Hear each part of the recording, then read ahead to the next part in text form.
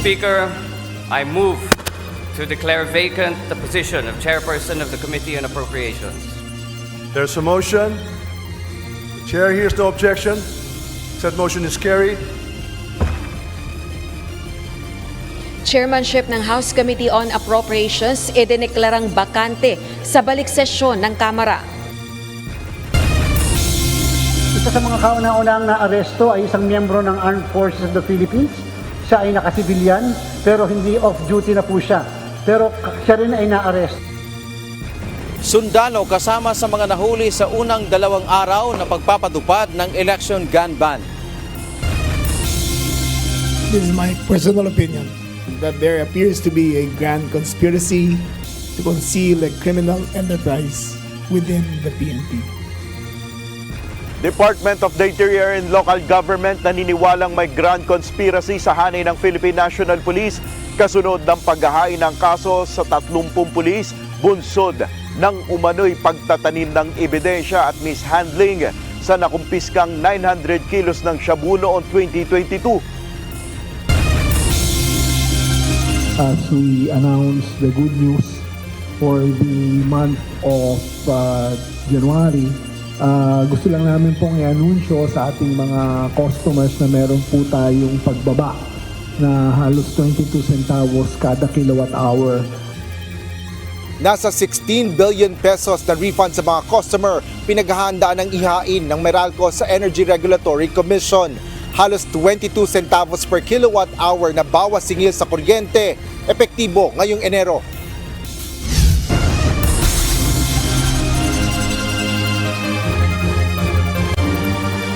Magandang hapon Pilipinas at sa buong mundo. Tayo po ay sabayang napapakinggan sa Radyo La Verdad 1350, ang UNTV Radio. Una sa ating mga balita. Naihain na ang kaso laban sa 30 pulis kasama ang 2 general dahil sa umunoy palabas na drug raid sa Tondo, Maynila noong 2022 kung saan nasabat ang 6.5 billion pesos na halaga ng shabu. Ayon kay Department of the Interior and Local Government Secretary John Vic Rimulya, titiyakin niyang mapananagot sa batas sa mga pulis na dumudungi sa pangalan ng Philippine National Police. Ito ang balita ni Nel Maribuhok. This is my personal opinion that there appears to be a grand conspiracy to conceal a criminal enterprise within the PNP. May malaking sabwatan na nangyayari sa loob ng Philippine National Police o PNP. Ito ang paniniwala ni Department of the Interior and Local Government Secretary John Vic Rimulya matapos ang paghahain ng kaso laban sa 30 pulis kabilang na ang 2 general na sangkot sa umano'y pagtatanim ng ebidensya at unlawful arrest sa isinagawang drug raid sa Maynila noong 2022. Ayon kay Secretary Rimulya, magsasagawa pa sila ng malawakang investigasyon sa iba pang kaso ng iligal na droga mula noong 2016. It is our theory that this goes all the way to 2016. Naging institutional practice na siya mula 2016 hanggang nahuli to ng 2022. It seems that it became a standard procedure ng mga ilang elements ng PNP na magkaroon ng mga drug haul, re-report ng konti, ibabodega ang marami. Nag-ugat ang reklamo mula sa isinagawang buy-bust operation laban sa Wealth and Personal Development Lending o WPD sa Tondo, Maynila na nagresulta sa pagkakaaresto kay Nelly Atadero. Nasamsam sa lugar ang 990 kilograms o 6.7 billion pesos na halaga ng shabu at naaresto si Police Master Sergeant Rodolfo Mayo sa Quiapo, Maynila.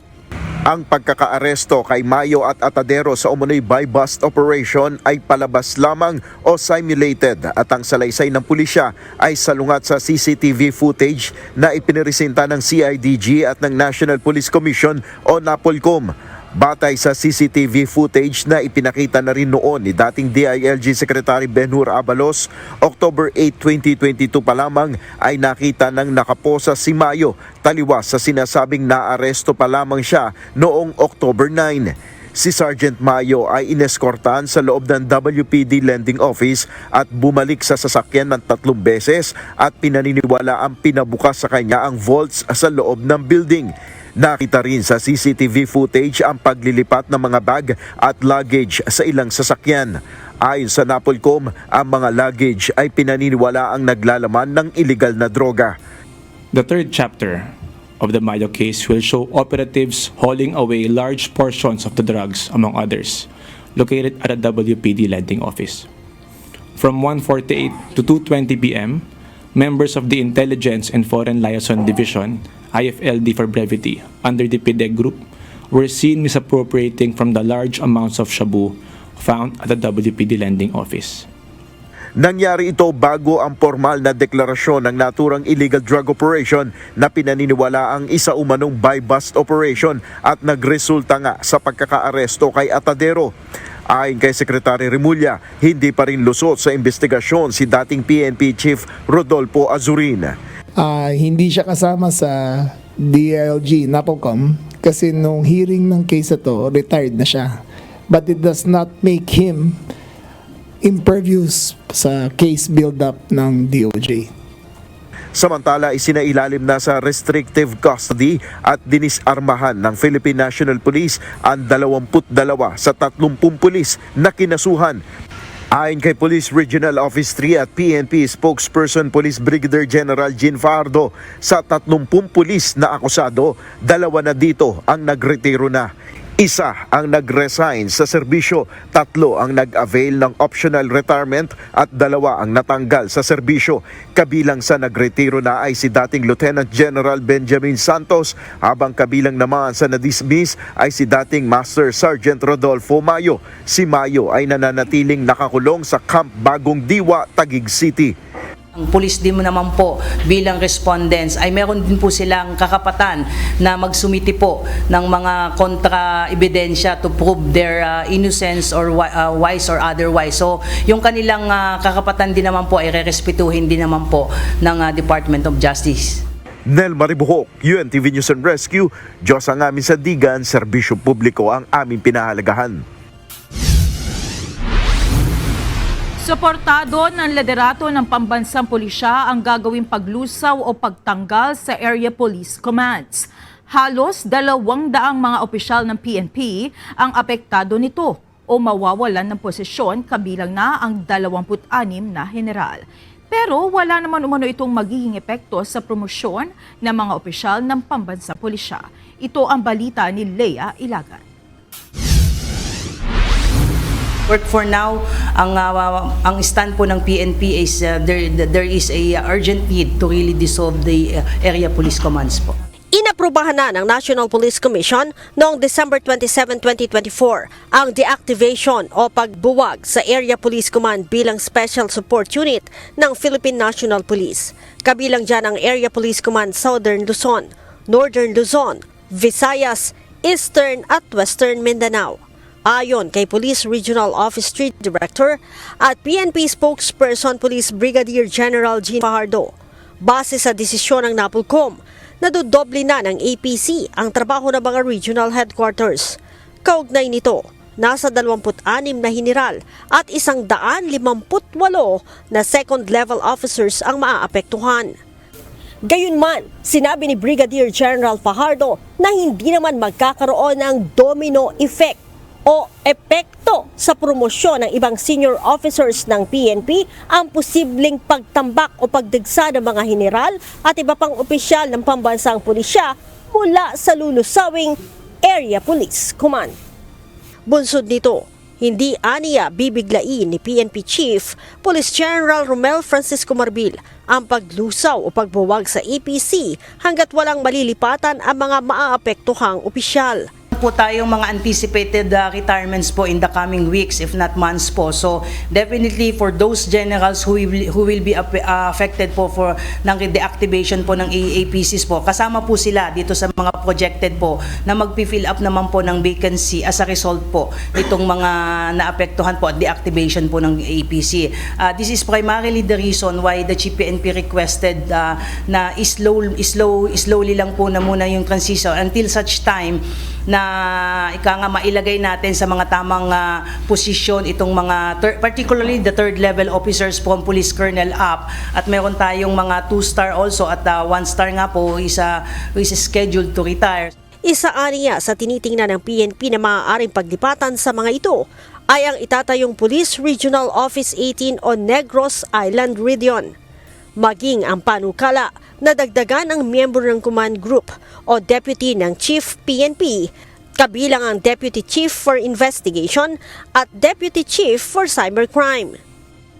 I understand kung matatapos po lahat itong mga replacement and reassignment po ng mga PNP personnel natin, particularly ma'am doon sa NIR. Sa NIR alone ma'am, malaki po yung bilang na po pwede pong ma-accommodate po doon na third level, including po the RDs, the deputies, and even yung mga provincial directors and regional staffs. These are positions that should be occupied by a third level officers. Doon naman po sa second level officers po, from patrolman to Lieutenant Colonel, wala po tayong magiging problema kasi malaki naman po yung variances na po pwede po nating paglaruan na figures, not only limited po sa NIR, may mga regions, even dito po sa NHQ po ay a few of them can be accommodated po. Ang Area Police Command ay itinatag noong 2022 sa panahon ni dating PNP Chief Police General Camilo Casculan. Leia Ilagan, UNTV News and Rescue. Diyos ang aming sandigan, serbisyo publiko ang aming pinahahalagahan. Desmayado ang Commission on Elections na marami na agad ang mga nahuli dahil sa paglabag sa ipinatutupad na gun ban kaugnay ng parating na halalan. Paalala muli ng COMELEC, kahit mga naka-off-duty na pulis at sundalo ay sako pa rin ng gun ban, maliban na lamang kung mabibigyan sila ng exemption. Maging ang sino man na may banta sa buhay ay pwede ring humingi ng exemption sa COMELEC. Ito ang balita ni Dante Amento. Isa sa mga kauna-unahang naaresto ay isang miyembro ng Armed Forces of the Philippines. Siya ay nakasibilyan pero hindi off-duty na po siya. Pero siya rin ay naaresto. Isang sundalo o kawani ng Armed Forces of the Philippines o AFP ang kabilang sa mga unang nahuli sa gun ban kahapon dahil may dala itong baril sa oras na hindi pa ito gumaganap ng kanyang tungkulin. Ayon kay Commission on Elections o COMELEC Chairman George Erwin Garcia, kailangan pa rin humingi ng Certificate of Authority o exemption ng isang pulis o sundalo para makapagdala pa rin ng baril labas sa kanyang duty. Pantay-pantay anya ang pagtrato sa lahat at kahit sino pa kapag may paglabag ay mananagot. Pantay-pantay ang treatment. Hindi porket opisyal ng pamahalaan o uniformadong miyembro ng Armed Forces, PNP, dapat lahat sila ay covered ng ating gun ban at dapat pare-parehas din ang pag-inspect sa kanilang mga sasakyan. Bibigyan naman ang COMELEC ng exemption lalo na may banta sa buhay ang mga kawani ng militar at pulis. Dagdag pa nito, kahit sinong individual basta mapatutunayang may banta siya sa buhay ay maaaring mabigyan ng exemption at makapagdala ng baril kahit may umiiral na gun ban. Maging mga kawani ng media pwedeng humingi ng exemption dahil sa uri ng kanilang trabaho. Ang mga opisyal ng pamahalaan naman pinapayagan na mayroon silang hanggang 2 security details at maaaring madagdagan depende sa bigat ng banta sa kanilang buhay. On a case-to-case basis, depende do sa kind of threat na meron sa opisyal na binabanggit. Ikinadismaya naman ng komisyon na bagamat 2 araw pa lang mula nang ipinatutupad ang gun ban sa bansa, marami na ang mga lumabag dito. Sa tala ng Philippine National Police, umakyat na sa 31 ang nahuli sa ipinatutupad na gun ban sa buong bansa. Ayon kay PNP spokesperson at Pro 3 Regional Director, Police Brigadier General Jean Fajardo, 26 sa mga naaresto ay sibilyan. 3 ang security guards, 1 appointed government official sa Bangsamoro Ministry at 1 sundalo. Aabot na rin sa 80 firearms ang nakukumpiska ng PNP mula nang ipatupad ang nationwide election gun ban. Pinakamarami ay mula sa Central Luzon na umabot sa 19 na baril. Kakasuhan ang mga nahuli ng Philippine National Police sa COMELEC Law Department dahil sa election offense. Ipafile yan sa Law Department ng COMELEC kasi ang Law Department ng COMELEC ang magiging investigating prosecutor. Dito, kami ang magkukonduct ng investigasyon kung may probable cause laban sa kanila.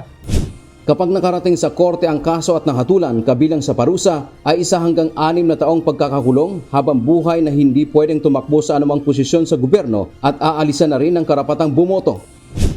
Payo ng COMELEC na hintayin muna na maaprubahan kapag nag-apply ng gun ban exemption mula sa kanila dahil hanggat wala ito ay huhulihin pa rin pagdaan sa mga checkpoint.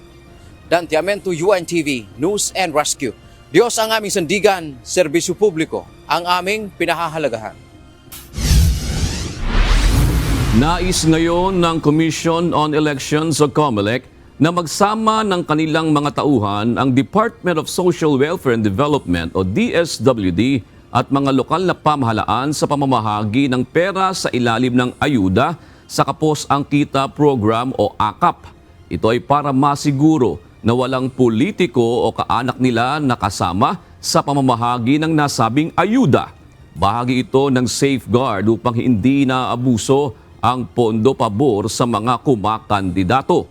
Kasama rin sa pag-aaralan ng komisyon ay kung pwedeng ipagbawal na ang distribusyon ng AKAP kapag malapit na ang mismong araw ng botohan. Even the AKAP program, meron na ho kaming position na hindi dapat mag-participate ang mga politiko, no?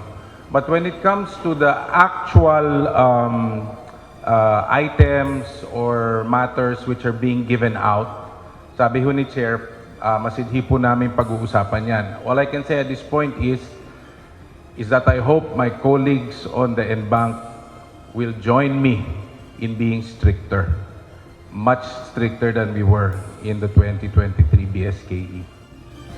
Ayon sa COMELEC, mahigit 800 million pesos lang ang aprobadong pondo ng AKAP na kasama sa nabigyan ng exemption sa spending ban.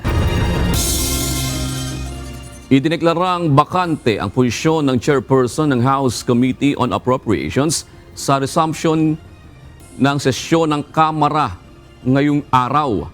Ayon naman kay Ako Bicol Party List Representative Saldico, bumaba siya sa pwesto dahil sa health reasons. Ito ang balita ni Rosalie Cos, live. Magandang hapon, Rosalie. Ano ang dahilan ng pagkakatanggal kay Congressman Zaldico bilang chairperson ng House Committee on Appropriations? O June, walang binanggit na partikular na detalye si Ako Bicol Party List Representative Saldico kaugnay nung sinasabi niyang pressing health concerns o issue sa kalusugan kaya bumaba sa pwesto bilang chairperson ng House Committee on Appropriations. Pero yung pagdedeklara na bakante ang posisyon ng House Panel Chairman ay ginawa sa pagbabalik sesyon ng Kamara kanina pagkatapos ng December 2024 holiday break. Si Presidential son at House Senior Deputy Majority Leader Sandro Marcos ang naghain ng mosyon sa plenaryo ng Kamara na nagdedeklarang ibakante ang pwesto ng chairperson ng House Committee on Appropriations. Walang tumutol dito kaya pinagtibay agad ito sa plenaryo ng Kamara. Si Ako Bicol Party List Representative Saldico ang chairperson ng House Committee on Appropriations. Mr. Speaker, I move to declare vacant the position of chairperson of the Committee on Appropriations. There's a motion. The chair hears no objection. Said motion is carried. Kabilang si Congressman Ko sa Bicameral Conference Committee na naging kontrobersyal matapos aprobahan ang pinal na bersyon ng 2025 National Budget kung saan nakapaloob ang tinapyas na pondo ng Education Department, zero government subsidy para sa Philippine Health Insurance Corporation at bilyong-bilyong pisong insertions o dagdag pondo naman para sa Department of Public Works and Highways o DPWH.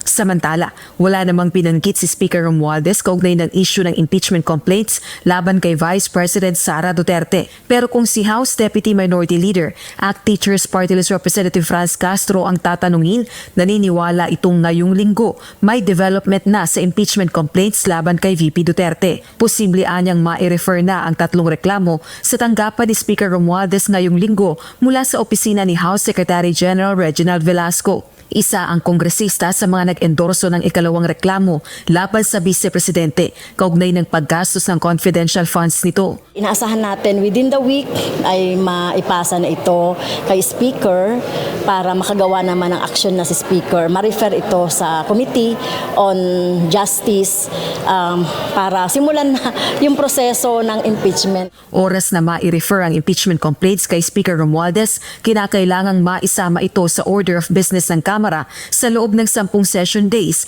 matapos matanggap ito at saka pa lamang ire-refer sa Committee on Justice sa loob ng 3 session days. Ayon kay Secretary General Reginald Velasco, kakausapin niya ang mga kongresistang humingi sa kanya ng oras upang mapag-aralan kung mag-e-endorso ba ng isa sa naunang 3 impeachment complaints o ng ika-4 na reklamo.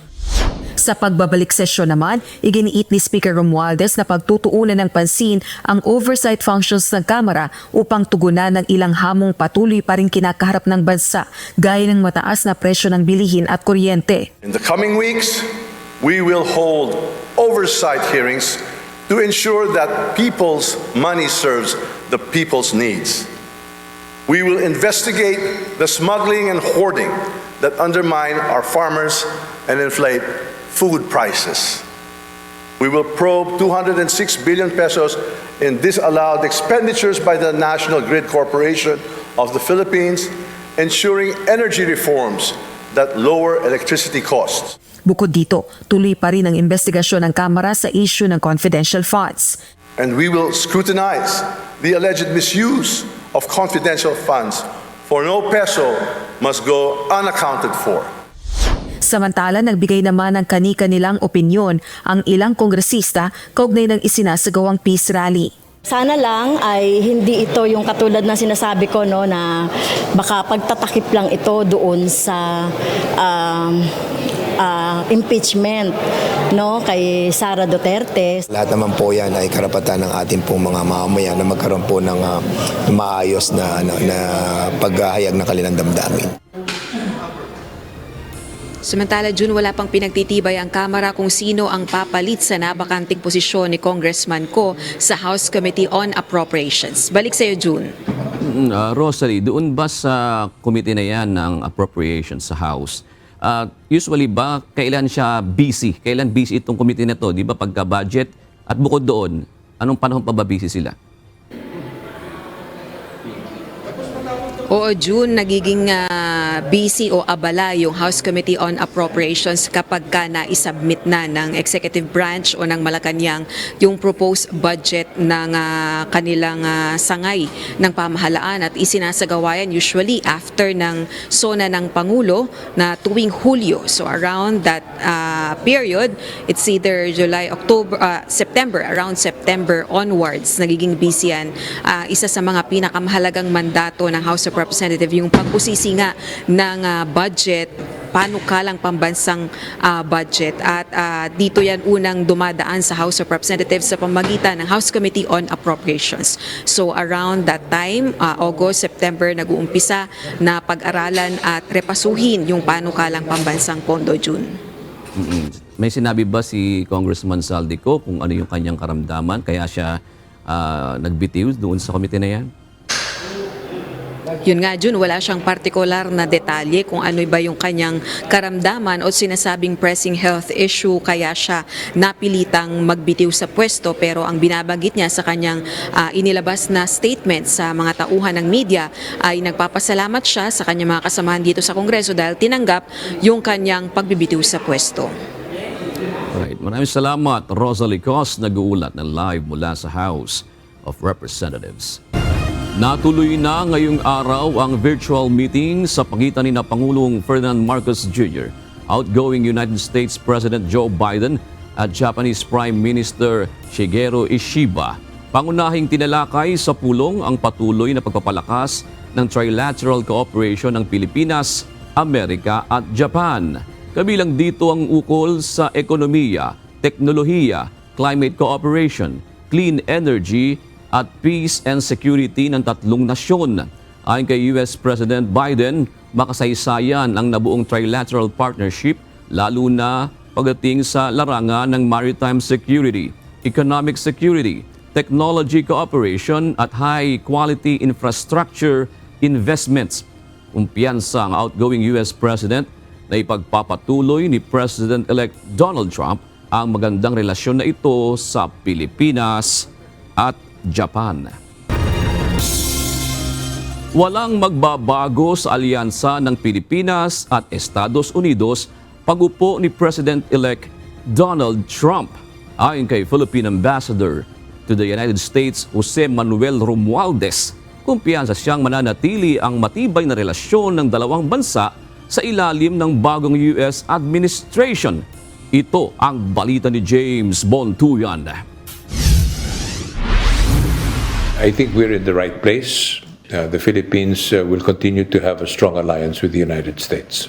Tiwala si Philippine Ambassador to the United States Jose Manuel Romualdez na mananatili ang matatag na alyansa ng Pilipinas at Estados Unidos sa ilalim ng administrasyon ni Donald Trump. Ayon kay Ambassador Romualdez, base sa pakikipag-usap niya sa ilang malalapit na tao sa incoming US President, tila wala namang magiging pagbabago sa pakikitungo nito sa Pilipinas maging sa mga pinagkakaloob na tulong sa bansa. In my conversations with some of the people around President Trump, and as you know, I've been here since 2017. I presented my credentials to President Trump. So I know some of them who will be, or perhaps even rejoining the Trump administration on Trump 2. And they told me that the policies will most likely remain the same, specifically in the Indo-Pacific region, and in to be even more precise, their policy towards China. They see China as there is a competition between the two of them, of course in trade and now in the defense side of things. Kumpiyansa rin ito na hindi kabilang ang Pilipinas sa mga bansang papatawan ng mataas na taripa. I think we are not in the list of those that have a major impact in terms of U.S.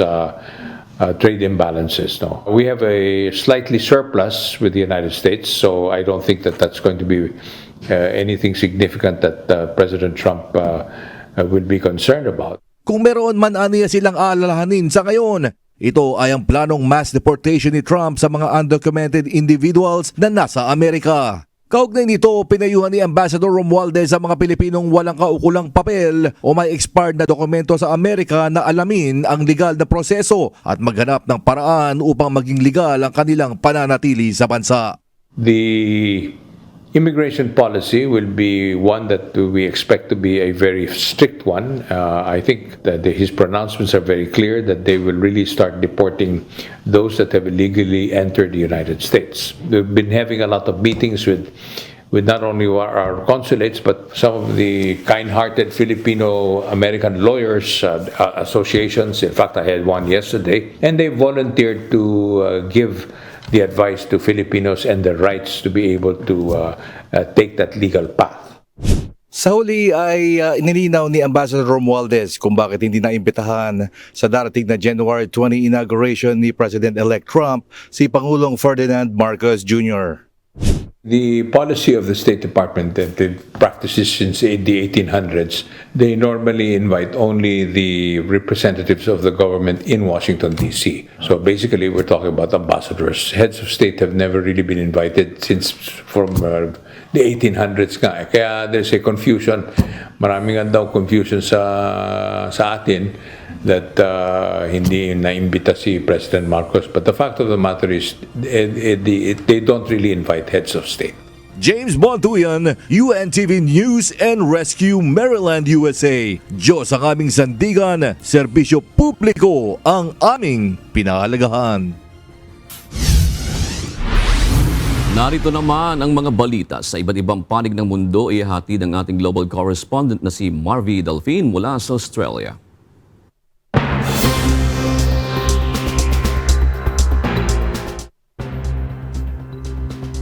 Patuloy ang sunog sa Los Angeles, California kung saan 24 na individual na ang naiulat na patay at libu-libong residente ang pinalikas mula sa kanilang mga tahanan. Kasabay nito, inaasahan ang malalakas na hangin ngayong linggo na posibleng magpalala sa sitwasyon. Ito ang balita ni Klein Sinka. We're focused on two things: containing the fires and saving lives and protecting property. With the impending winds, we got to pay really, really close attention to this. This wind event is approaching us, and it's approaching us very, very quickly.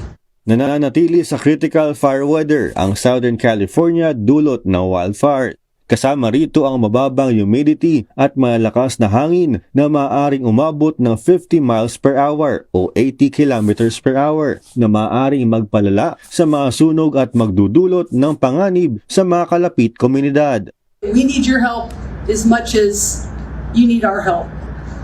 We need you to stay informed. Please stay informed with trusted news and official updates. Be prepared to evacuate. Follow all evacuation warnings and orders. Also, we ask the public to stay off the roadways and away from any of the impacted areas. Ang Palisades Fire na tinuturing na pinakamalaking wildfire sa estado kung saan umabot na sa 23,000 acres ang nasunog. Nasa 13% pa lamang ang nakokontrol habang ang Eaton Fire na nakapinsala na sa 14,000 acres ay 27% controlled pa lang. Ipinag-utos ni California Governor Gavin Newsom ang pag-deploy ng 1,000 California National Guard members upang tumulong sa pagwala ng apoy. Nagpadala naman si Texas Governor Greg Abbott ng 135 firefighters, kabila ang 45 fire engines at firefighting equipment upang tumulong sa pagtupok sa wildfires.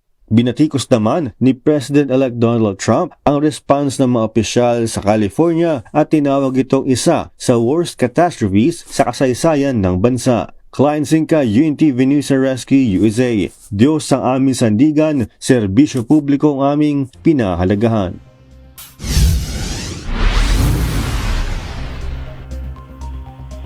Nagkaroon pa rin ng salary increase si South Korea President Yoon Suk-yeol sa kabila ng kanyang impeachment. Tataas ang sahod ni Yoon ng 3% hanggang 262.6 million won o $179,000 alinsunod sa pamantayan para sa mga opisyal ng gobyerno. Habang nasuspende sa kanyang mga tungkulin, nananatili si Yoon sa opisina hanggang sa pagtibayin ng konstitusyonal na korte ng South Korea ang kanyang impeachment. Isinusulong ni United Kingdom Prime Minister Keir Starmer na gawing world leader ang UK sa artificial intelligence or AI. Kabilang sa plano ang pagtatayo ng data centers, pagpapabilis ng permit at pagpapalakas ng tech education upang makalikha ng trabaho at pamumuhunan. Inaprubahan ng gobyerno ang AI Opportunities Action Plan na layong mag-ambag ng £47 billion o $57 billion taon-taon sa ekonomiya. Binigyang diin ni Starmer ang agarang aksyon upang mauna ang UK sa pandaigdigang kompetisyon sa AI. Nagbabala ang mga organic farmers sa Australia tungkol sa maling paggamit ng organic labels sa mga produkto na nagdudulot ng kalituhan sa mga mamimili. Ayon kay Sonia Dowling, organic poultry producer ng EnviroGanic Farm sa New South Wales, marami ang naglalagay ng organic label na hindi naman certified. Naghain ang coalition ng panukalang batas upang magtakda ng legal na kahulugan ng organic at magpataw ng regulasyon sa paggamit nito sa Australia. At yan ang mga balita mula sa iba't ibang panig ng mundo. Mula dito sa Perth, Australia, ako si Marvi Delfin. Magandang gabi. Tinapos na ng National Bureau of Investigation ang investigasyon sa umano'y kill threat ni Vice President Sara Duterte laban kina Pangulong Ferdinand Marcos Jr., First Lady Liza Marcos at House Speaker Martin Romualdez. Ayon sa Prosecutor General, pag-aaralan muna nilang mabuti ang mga ebidensya na nakalap ng NBI bago gumawa ng susunod na hakbang. Ito ang balita ni Nel Baribohok. We were informed already that the NBI had finished its investigation. Inabisuhan na ng National Bureau of Investigation ang Department of Justice ukol sa natapos ng investigasyon sa umunoy pagbabanta ni Vice President Sara Duterte kay Pangulong Ferdinand Marcos Jr. at First Lady Liza Marcos kasama si House Speaker Martin Romualdez. Ayon kay Prosecutor General Richard Anthony Fadulion, titingnan muna nilang mabuti ang resulta ng investigasyon ng NBI bago sila maglabas ng rekomendasyon. There is a need to further evaluate it, and we are sending prosecutors over to look at the evidence and evaluate the evidence that is in the custody of the National Bureau of Investigation. Depending on the outcome, we will be able to make a recommendation whether to have it considered filed already before the department and or to return it to the NBI if there's a need to build up the case further and to add to the evidence that they have. Ayon kay Justice Undersecretary Raul Vasquez, bahagi ng case build-up ang muling pagsusuri sa resulta ng investigasyon ng NBI. Once the evaluation is confirmed to be enough to warrant preliminary investigation, that's the time that the preliminary investigation proper would be initiated. Hindi nagpakita si VP Sara sa NBI upang magpaliwanag sa kanyang umano'y pagbabanta sa buhay ng Pangulo. Sa halip, isang sulat ang ipinadala ng pangalawang Pangulo sa NBI upang pabulaanan ang akusasyon at nanindigan na hindi niya pinagbantaan ang buhay ng Pangulo maging ng unang ginang at ni House Speaker Romualdez. Wala pang reaksyon sa usaping ito si VP Sara. Nel Maribuhok, UNTV News and Rescue, Diyos ang aming sandigan, serbisyo publiko ang aming pinahalagahan. Kinumpirma ng Office of the Vice President o OVP na nagpunta sa Japan si Vice President Sara Duterte para sa isang private trip nitong weekend. Sa Viper message sa media, sinabi ng OVP na bagamat hindi opisyal ang pagtungo ng pangalawang Pangulo sa Japan, nakipagkita rin siya sa ilang grupo ng overseas Filipino workers sa bansa. Dagdag pa ng OVP, nakabalik na rin ang pangalawang Pangulo sa bansa.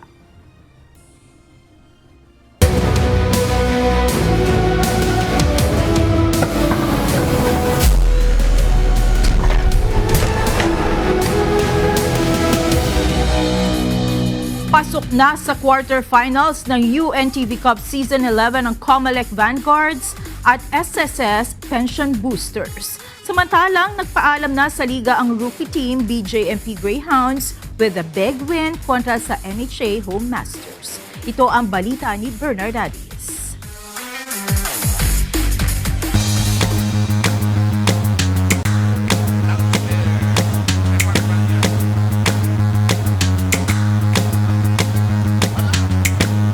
Sa kauna-unahang pagkakataon ng pagsali sa Liga ng Public Servants, aabante sa quarterfinals ang Comelec Vanguards. Tangan ngayon ng Comelec ang 5-1 win-loss record matapos buwagin ang GSIS Furies sa kanilang bakbakan kahapon sa Paco Arena sa Maynila sa score na 97-82. Sumandig ang Vanguards kina Jemuel na Mukatkat na rumihistro ng 24 points, 8 rebounds at 2 assist. At si Brian Ramirez na kumamada ng 22 points at tig-2 rebounds, assist at steals. Ang game plan kasi namin is to run yung transition game namin, i-maintain namin all throughout the game, which is nagawa naman namin. Yung plan pa rin namin kasi is to play our game. Once sumama kami sa rhythm or game plan ng kabila, mahihirapan yung team namin. So ang ginagawa namin, kami dapat magdikta ng yung laro, hindi dapat yung kabila. Ang GSIS Furies naman ay malabo ng makaabante pa sa next round kahit may natitira pa silang 2 laban sa eliminations.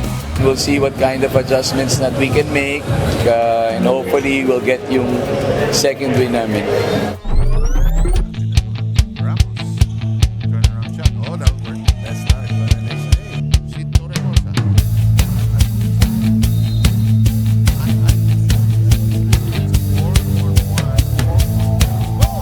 Tinapos na ng rookie team BJMP Greyhounds ang kanilang kampanya sa UNTV Cup Season 11 with a big win kontra sa NHA Home Masters. Kinailangan ng Greyhounds ng overtime period para ilista ang kanilang ikalawang panalo sa liga.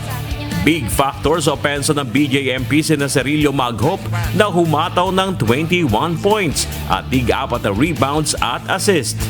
At si James Tupas na bagamat nagpaalam sa fourth quarter ay humakot pa rin ng 25 points at tig 3 rebounds at steals. Nagpaalam ang BJMP na may record na 2 panalo sa 7 laban. Unang-una, yung turnover namin hindi ganun karami. Yun talaga yung sumisira sa laro namin yung turnover ratio namin. So, tapos, sipag, syempre, sipag. Tsaka, gawing masaya lang yung laro namin. Bagan ini-enjoy lang namin. Siguro yung composure lang kasi unang-una, lumamang ng malaki yung kalaban namin So, minmaintain lang namin yung compose tsaka focus namin na one possession at a time. Tila maila pa rin ang panalo sa NHA Home Masters na wala pa rin panalo sa huling 5 laban. Hindi na rin makakabante sa susunod na round ang NHA na may natitira pang 2 laban sa eliminations. Sayang yung momentum namin na bumaliktad lang dahil hindi kami nakapag-execute ng maayos.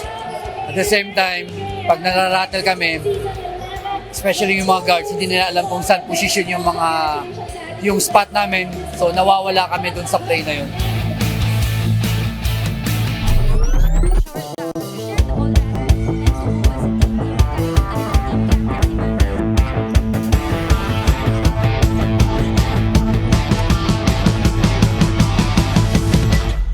Sasabak na rin sa next round ang Season 10 runner-up SSS Pension Boosters. Winalis ng Pension Boosters ang lahat ng 7 team na nakasagupa nila sa Group B para makamit ang quarterfinals ticket. Hindi pinagbigyan ng SSS ang Judiciary Magis na makamit sana ang panalo na magbibigay sa kanila ng malaking tsansa sa susunod na round. Kinapos ang Magis sa kanilang bakbakan ng SSS na nagtapos sa final score na 81-75. Best player of the game sina Kervin McCoy na may double-double performance. 13 points, 12 boards at 2 dimes. At si Liskia na ang parado na may 22 points, 5 rebounds at 3 steals. Sabi ko sa kanila, that team is a championship caliber team. Andun may mga ex-PBA, so kailangan yung mindset namin, ibalik namin yung mas gutom. Kasi parang relax, although alam nila siguro kaya nila, pero sabi ko, once pumasok yung tira ng kabila, nahihirapan tayo, that's why nahihirapan kami. So, back to the drawing board. Probably by just after that, to practice, i-review lahat ng mga mali.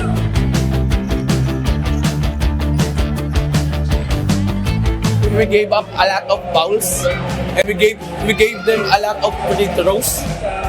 And of course, turnover also. Medyo yun yung mga things na dapat makontrol namin.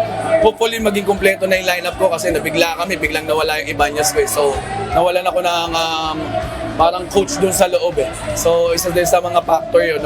Hindi kami kasi ready dun May natitira pang 2 laban ang Judiciary sa eliminations na kailangan din nilang maipanalo para makabante sa next round. Bernardadis, UNTV News and Rescue. Diyos ang aming sandigan, serbisyo publiko ang aming pinahalagahan.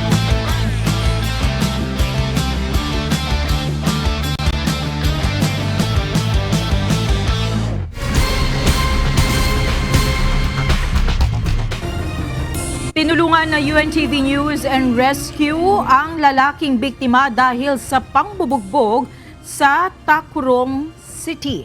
Isang motorcycle rider naman sa Pasig City ang nadaanan na grupo na nakahiga sa gilid ng kalsada matapos maaksidente. Ito ang balita ni Lizelle Nael.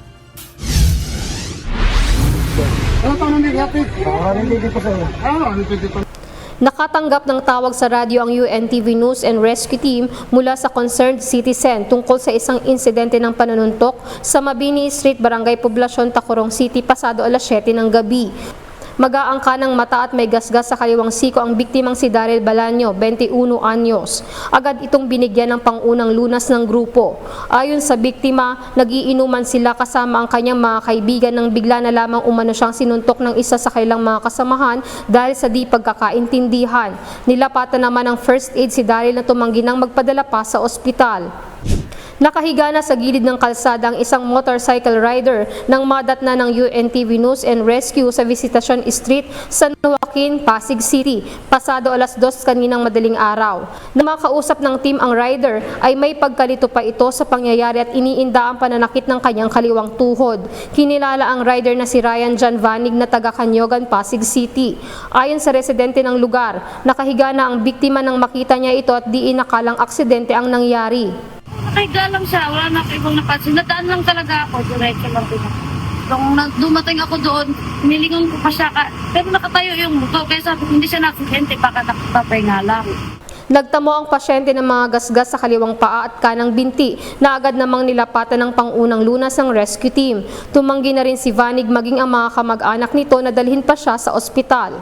Lizel Nael, UNTV News and Rescue. Diyos ang aming sandigan, serbisyo publiko ang aming pinahahalagahan.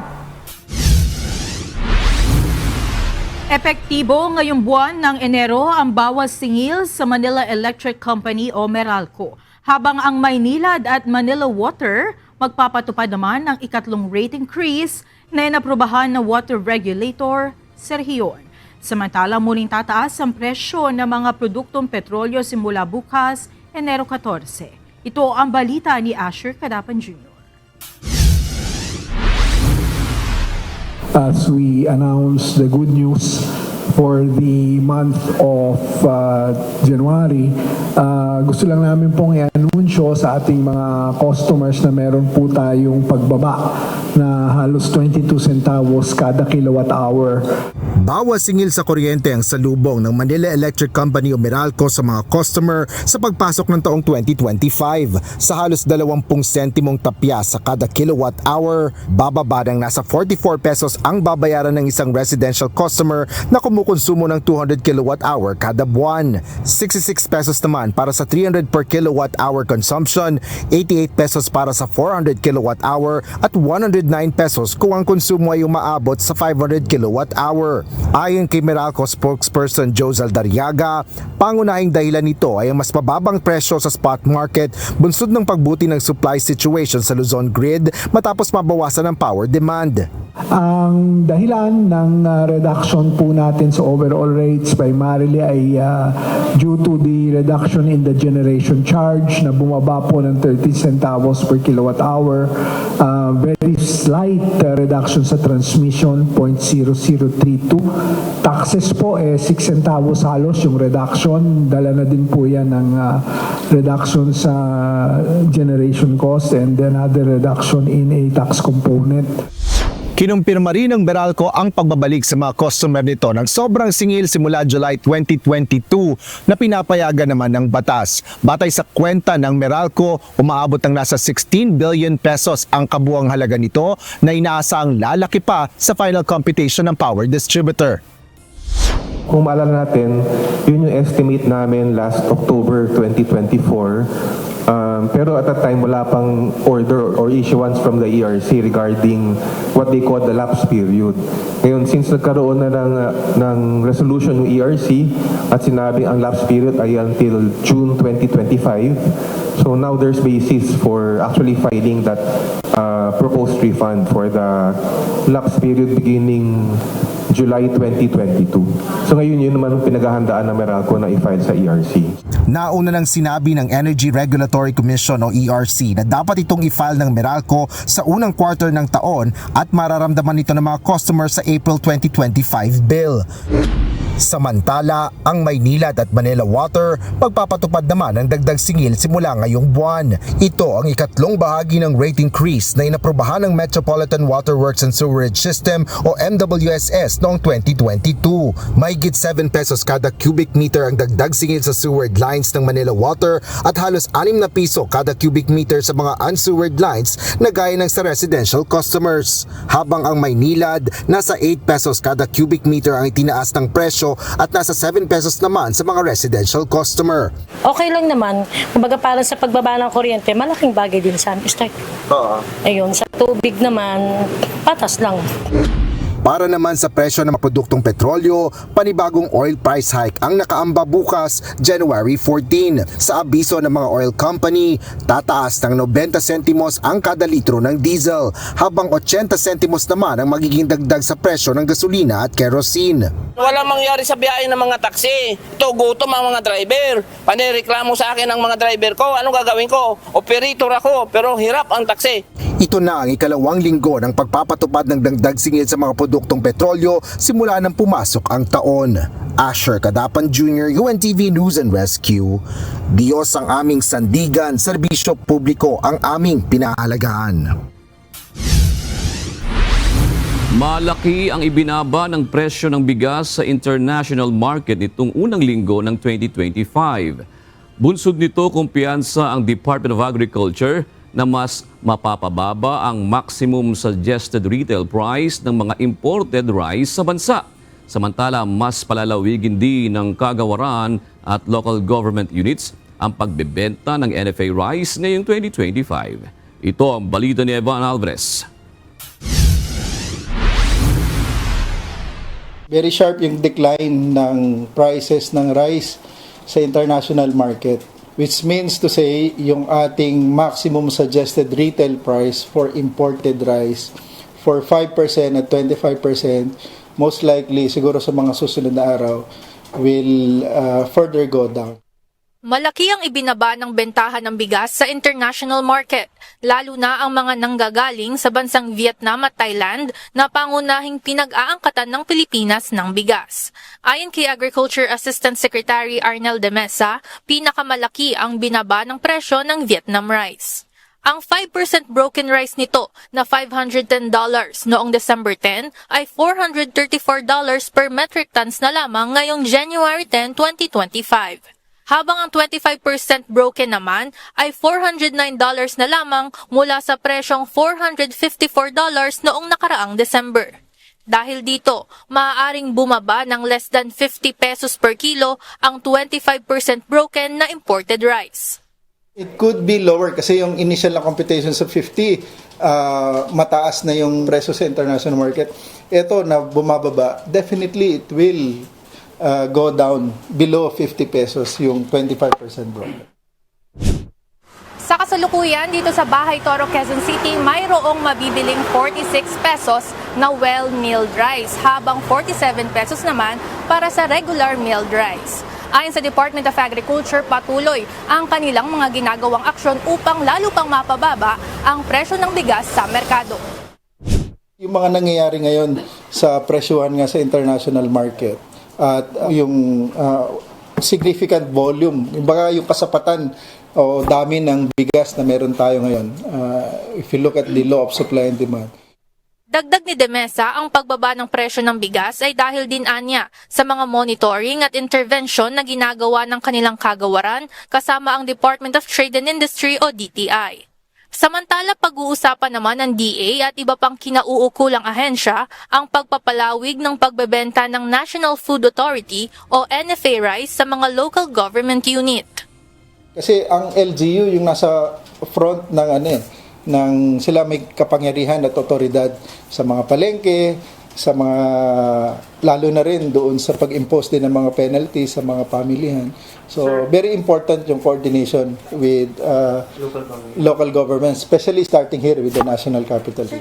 Maaaring ibenta ng LGU sa kanilang mga nasasakupan ng NFA rice sa mas murang halaga upang hindi na tuluyan pang tumambak sa mga warehouse sa iba't ibang lugar sa bansa, lalo na at 6 million bags pa ang nabili ng NFA at malapit na muli ang anihan ng palay sa Marso at Abril. Before the aging, which is, ang aging kasi starts at 3 months. So yung classified at 2 months old na bigas can now be disposed by the NFA. One is through the LGUs. Binigyan din naman ng DA na hindi dapat gamitin sa pangangampanya ngayong nalalapit na election season ang mga ibebentang NFA rice sa iba't ibang local government units. Ivan Alvarez, UNTV News and Rescue. Diyos ang aming sandigan, serbisyo publiko ang aming pinahahalagahan. Isa pang rally ang itinakda sa pagtatapos ng buwan sa Metro Manila. Isasagawa ito sa EDSA Shrine sa January 31 bilang protesta sa 2025 national budget. Ayon kay retired Supreme Court Justice Antonio Carpio, lalahukan ito ng iba't ibang civil society groups.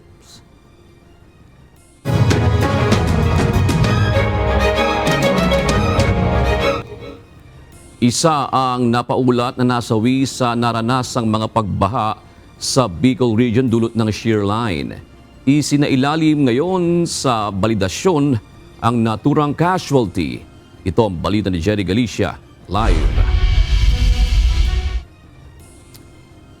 Malay na banggi, Jerry, natukoy na ba ang pagkakakilanlan ng nasawi sa Bicol? Yes, Jules, marahay na banggi. Ayon sa OCD Bicol, isang 53 anyos na lalaki ang natagpuang nasawi matapos nga itong malunod sa kasagsagan ng pagtaas ng tubig dulot ng shear line. Nagsasagawa pa ng validasyon ang mga kawani ng Office of the Civil Defense o OCD Bicol sa nangyaring insidente ng pagkalunod sa kasagsagan ng malakas na pagbuhos ng ulan hatid ng shear line dito sa Bicol Region. Doon sa Irosin, sir, may nakarating sa amin, sir, na information na mayroon daw pong isang drowning incident involving a 53-year-old male. Yun, sir, yung hinihintay pa po namin details since under validation pa po ito, sir, ng members po ng management of the dead and the missing cluster. June, kinilala ang biktima na si Florentino Bernardo, residente ng Barangay Batang, Irosin, Sorsogon. Sa inisyal na investigasyon ng mga otoridad, umalis ng araw ng Biyernes, January 10 para puntahan ang alagang kalabaw upang ilipat dahil sa malakas na buhos ng ulan. Dakong alas 8 ng umaga ng January 11, natagpuan na labi ng biktima sa sitio Manggahan, Barangay Mangkawaya sa naturang bayan. Patay na rin ang matagpuan ang alaga nitong kalabaw. Ayon pa sa otoridad, posible umanong nalunod ang biktima bunsod ng malakas na agos ng tubig na sa malapit na ilog sa kanilang lugar. Sine-check lang sana dun sa karating barangay kung ano ba yung status ng kanilang livestock around midnight ng January 9 hanggang January 10 ng madaling araw. Tapos nakuha daw, sir, and nakita ng mga residents approximately 8 a.m. daw po, sir, na wala na pong buhay yung lalaki po.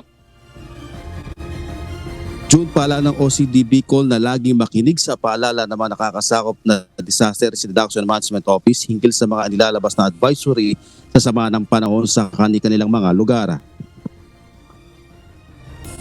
Sa lahat po ay meron po pong mga pinapalabas na advisory po ang Pag-asa. Mayroon niyo po itong i-check sa kanilang official Facebook page.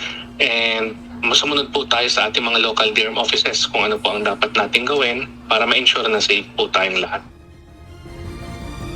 June, sa ulat ng OCD Bicol kanina 4 p.m., isang 73 years old na lalaki ang dineklarang missing sa Barangay Begonia sa bayan naman ng Viga sa isla ng Catanduanes. Ayon pa sa OCD5, tinangay ng malakas na agos ng tubig ang biktima noong itong January 9.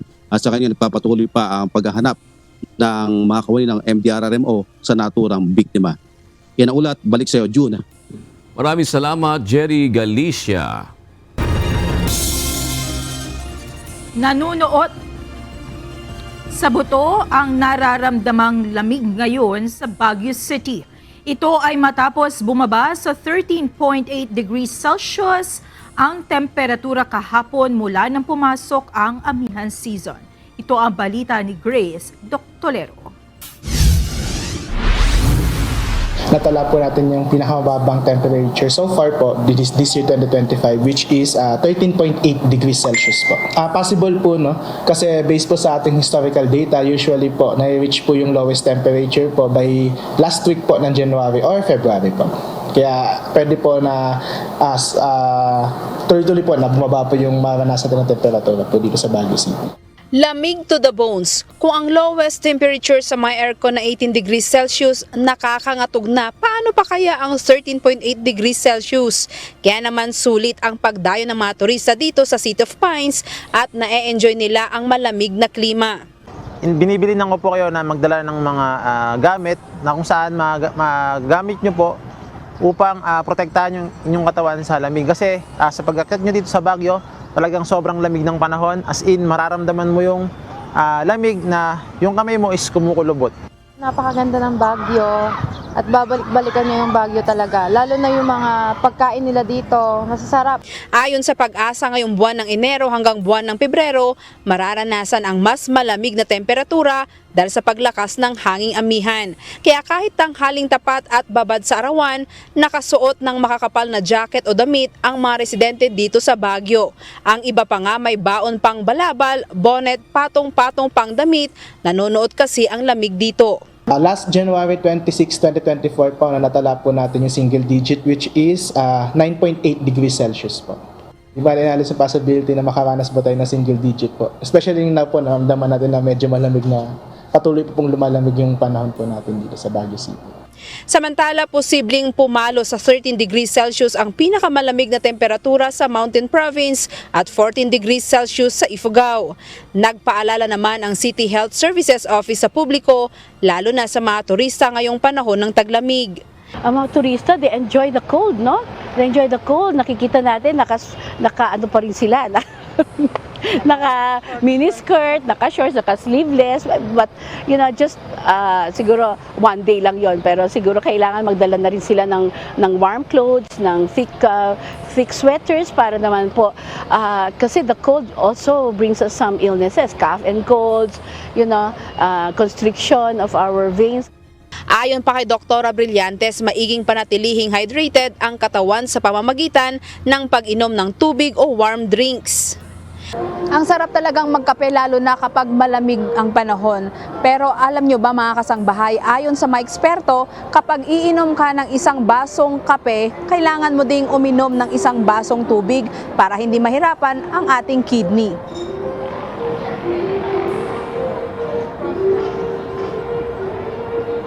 Sa tala ng Pag-asa Baguio Synoptic Station, January 26, 2024, naitala ang lowest temperature na 9.8 degrees Celsius. February 16, 2023 ay naitala naman ang 10 degrees Celsius, habang noong January 1978 naman, naitala ang pinakamababang temperatura sa Baguio na 6.3 degrees Celsius.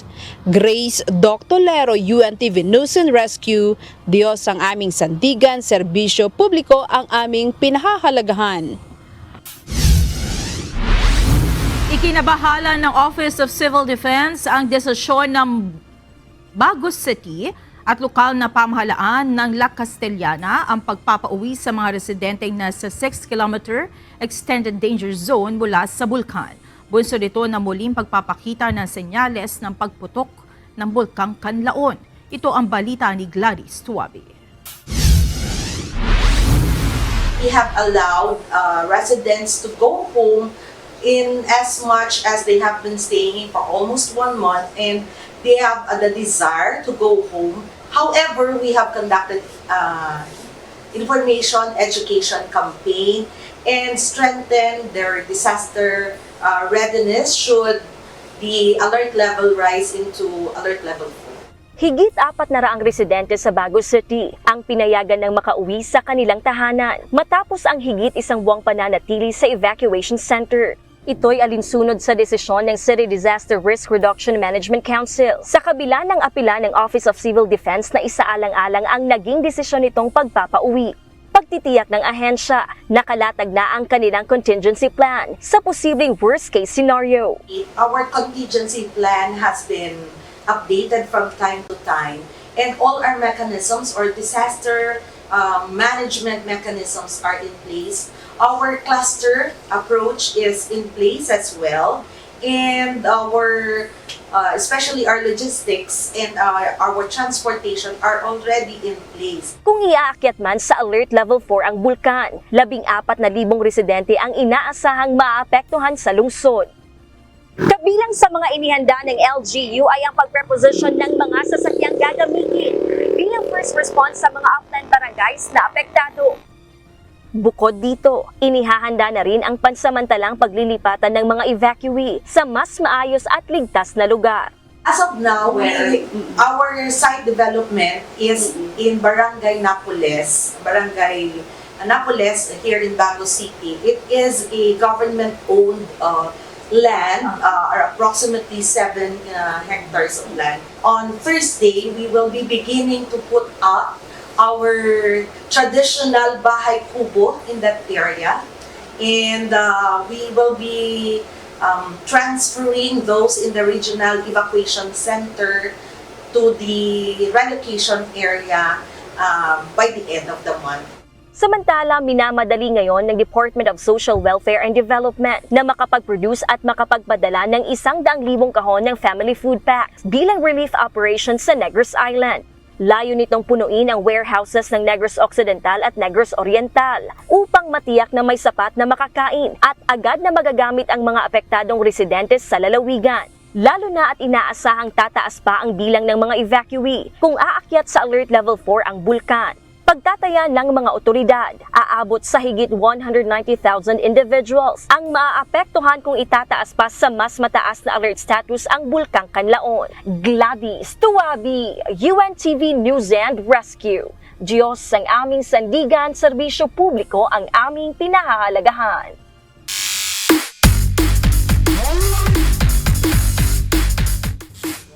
Sa susunod na buwan na magbabalik ang inaabangang UNTV Volleyball League. 3 bagong kupunan ang madaragdag sa pagbukas ng Season 3 sa February 9. Ito ang balita ni Rina Villamor. Kamara!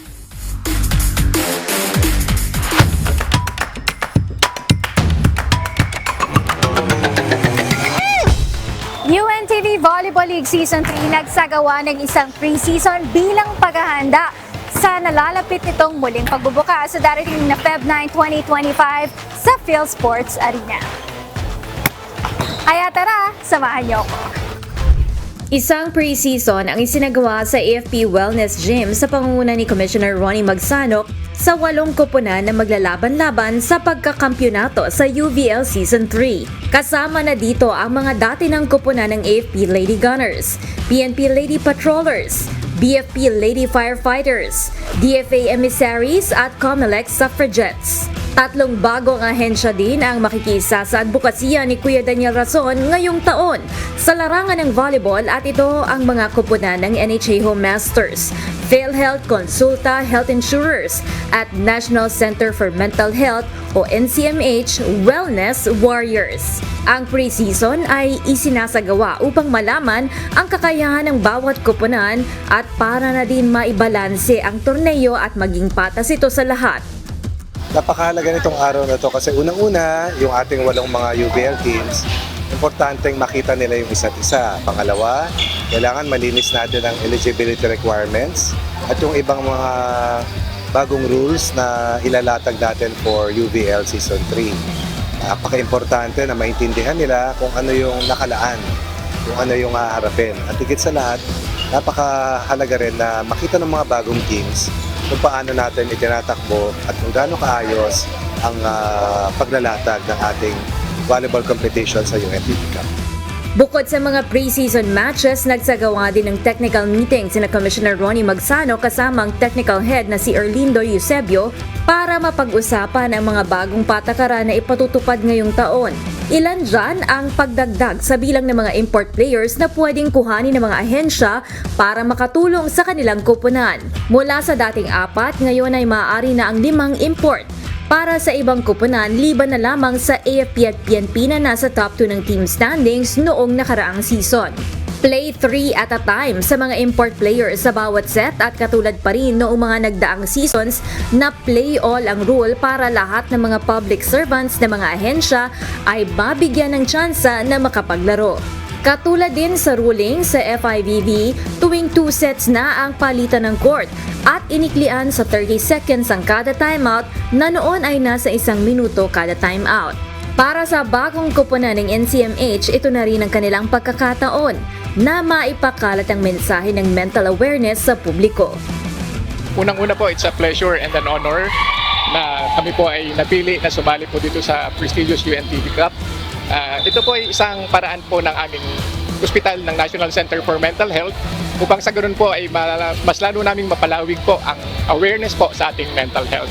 Alam naman po natin na itong mga nagdaang taon, especially nung nagkaroon po ng pandemic, tumaas po ang kaso ng ating pong mga mental health na problema. So ito po yung aming paraan upang malaman po ng ating publiko na available po ang serbisyo ng National Center for Mental Health sa lahat po ng mga tao.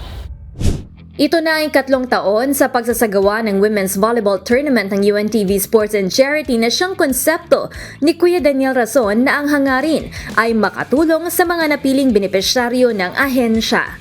Ito lamang ang natatanging liga sa bansa na hindi lamang nagpapasaya sa mga manonood, nagbibigay ng motivation sa mga manlalaro, kundi nagbibigay na rin ng galak sa puso ng kanilang mga natutulungan.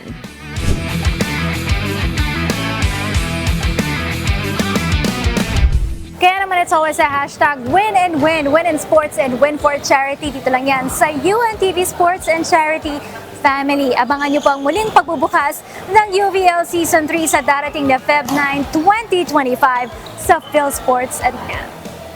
Rina Villamor, Camera, UNTV News and Rescue. Diyos ang aming sandigan, serbisyo publiko ang aming pinahahalagahan.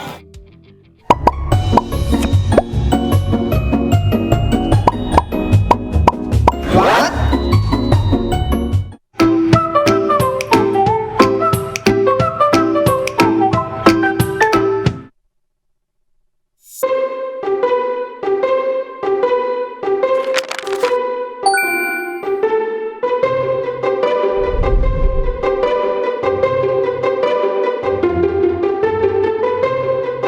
Dagdag kaalaman po. Ganda po ng mga bulaklak, no? Pero alam nyo ba, meron pong sikreto sa pagbibigay ng bulaklak na sa malamang ay hindi pa natin alam. Pakinggan nyo po ito. Noong panahon ng Victorian era, ginagamit ang mga bulaklak para magpadala ng secret messages.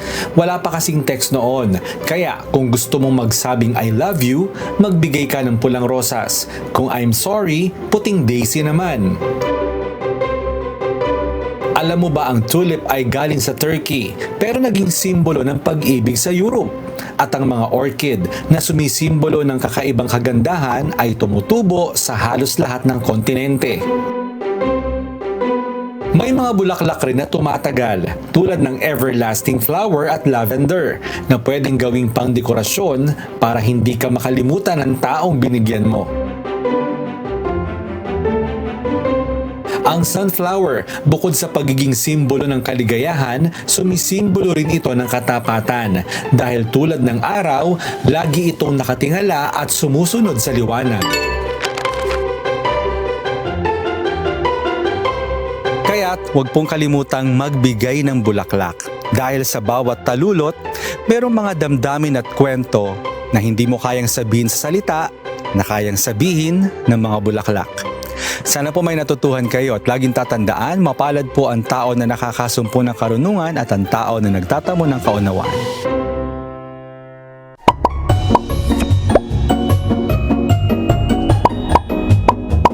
What?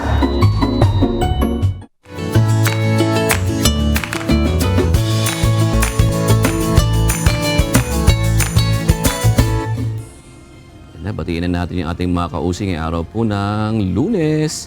Salamat po at shoutout kina Severino Bartolome, Thelma Agbayani at Ricky Omadto. Maraming salamat din kina Raymond Lomtong, Virgilius Apetrior at Adgem Philip Borillo. At mga kasambahay, bilang bahagi pa rin po ng advokasya ng UNTV na public service, ang radio mobile booth kasama ang mobile optical and dental clinic ay magtutungo sa Barangay Camacho, Balangas City sa Bataan bukas, January 14. Kabilang sa mga serbisyong ipagkakaloob ay ang free medical consultation, dental extraction, optical with free reading glasses at may kasama pang libreng gamot at pagkain. Narito naman ang salita ng Diyos na ating sandigan mula sa aklat ng Ecclesiastes 8:1 na nagsasabi, sino ang gaya ng pantas na lalaki at sinong nakakaalam ng kahulugan ng isang bagay? Ang karunungan ng tao ay nagpapasilang ng kanyang mukha at ang katigasan ng kanyang mukha ay nababago.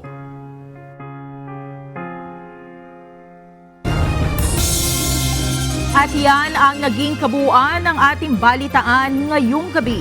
Aming inilahad ng buong katapatan kung paano namin nasaksihan. Kayo po'y makapagtitiwala ng aming nakita at narinig, ang aming ibinabalita. At dito po sa UNTV, Diyos ang aming sandigan, serbisyo publiko ang aming pinahahalagahan. Magandang gabi po.